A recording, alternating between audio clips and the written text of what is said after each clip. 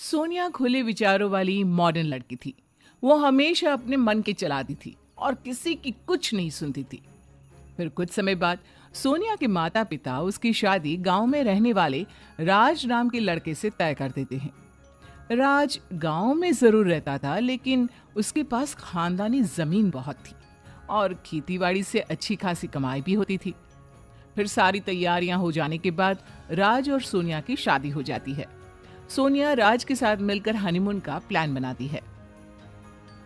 Mummy जी, मैंने फैसला किया है कि आप भी हमारे साथ हनीमून पर चलेंगी। अरे बहू, ये तो कैसी बात कर रही है? तुम दोनों के हनीमून में मेरा क्या काम? मम्मी जी, ये सब पुरानी बातें छोड़िए ना। मैं तो आप दोनों के साथ एंजॉय करना चाहती हूँ। मैं कुछ नहीं जानती, आपको हमारे साथ चलना ही पड़ेगा। फिर आखिरकार सोनिया के सामने सुमित्रा हार मान लेती है। हनीमून में जाने के बाद सोनिया जरूरत से ज्यादा रोमांटिक हो जाती है। ये देखकर राज को बड़ा ताज्जुब होता है, क्योंकि बचपन से ही वो एक सीधा साधा लड़का था। फिर एक दिन सोनिया बर्फ से लदी पहाड़ी के सामने खड़ी होकर राज के साथ फोटो खिंचा रही थी। वाह, कितना रोमांटिक माहौल है यहाँ का। मन तो करता है कि मैं तुम्हें किस करते हुए फोटो खिंचवाऊं। अरे नहीं नहीं, माँ यहीं पास में है, ये सब ठीक नहीं लगता। दूसरी तरफ सोनिया की बातें सुनकर सुमित्रा वहां से जाने लगती है, लेकिन तभी सोनिया सुमित्रा का हाथ पकड़ लेती है। अरे मम्मी जी, आप कहाँ जा रही हो? हमारे साथ आप भी फोटो खिंचवाइए ना। अरे नहीं नहीं, मुझे छोड़ दे बहू, मुझे ना ये सब पसंद नहीं है। मुझे यहाँ से जाने दे, मैं तुम दोनों के बीच में दखल नहीं देना चाहती। फिर किसी तरह सुमित्रा अपना हाथ छुड़ाकर वहां से भाग जाती है। दूसरी तरफ राज भी सोनिया की हरकतों से बहुत परेशान था। सोनिया, तुमने माँ को लाकर ठीक नहीं किया। वो बेचारी हमेशा अनकंफर्टेबल महसूस करती है। अरे मैं तो सोच रही थी कि मम्मी जी भी हमारे साथ एंजॉय करेंगी, लेकिन तुम दोनों माँ बेटी ना बहुत ही बोरिंग हो। चलो ठीक है, वापस अपने गांव ही चलते हैं। ये सुनकर राज मन ही मन बहुत खुश होता है। फिर अगले ही दिन वो तीनों अपने गांव लौट जाते हैं। इस तरह कुछ दिन बीत जाते हैं। फिर एक दिन, जब से मेरी शादी हुई है तब से मैंने थिएटर में एक भी मूवी नहीं देखी।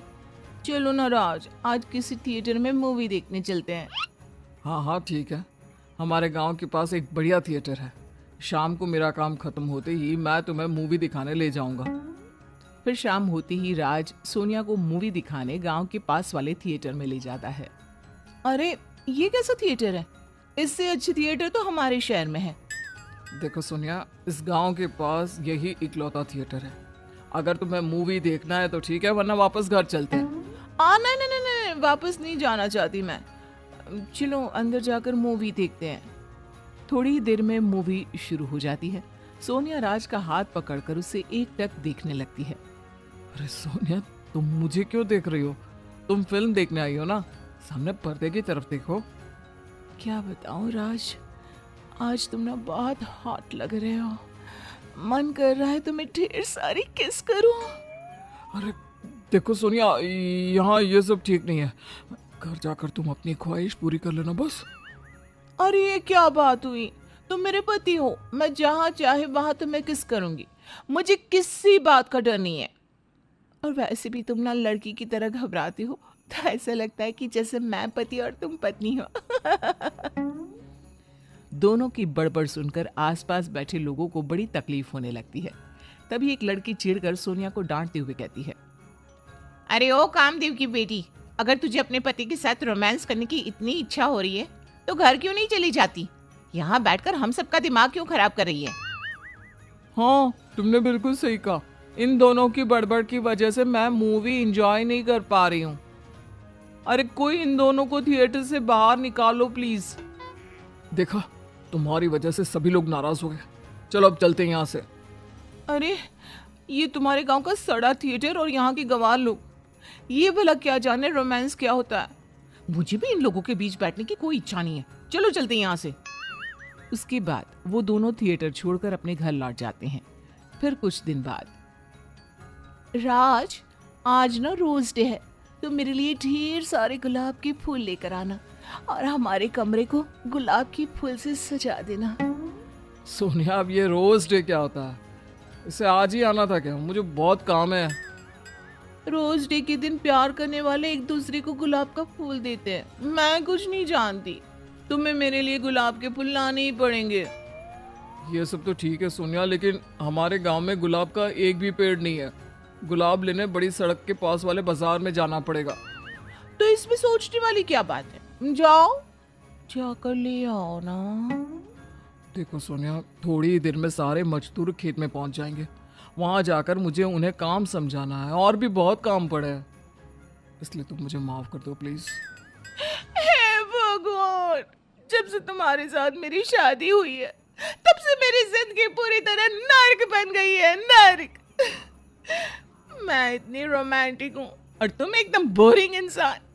अरे पत्नी को खुश करने के लिए लोग न जाने कितने पापड़ बेलते हैं, लेकिन तुम तो बस हमेशा अपने काम के बारे में सोचते रहते हो। देखो सोनिया, ऐसी बात नहीं है, मैं तुमसे बहुत प्यार करता हूँ। बस फर्क इतना है कि मैं तुम्हारी तरह खुलकर अपना प्यार जता नहीं पाता। इसका मतलब ये तो नहीं कि मैं बुरा हूँ। रहने दो, तुम्हारी बातों में मैं नहीं आने वाली। मुझे अपना भविष्य साफ साफ दिखाई दे रहा है। मेरी जिंदगी पूरी तरह बर्बाद होने वाली है।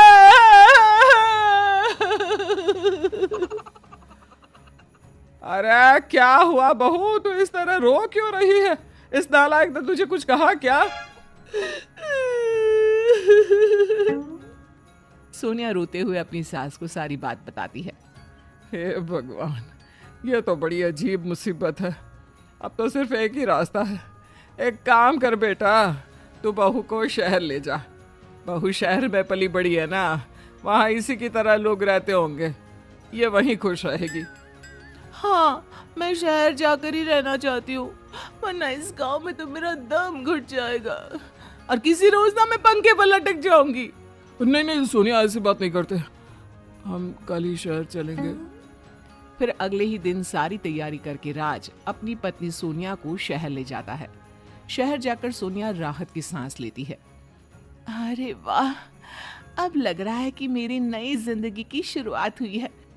यहाँ मैं अपने पति के साथ जैसा चाहे वैसा रोमांस कर सकती हूँ, कोई आपत्ति उठाने वाला नहीं है।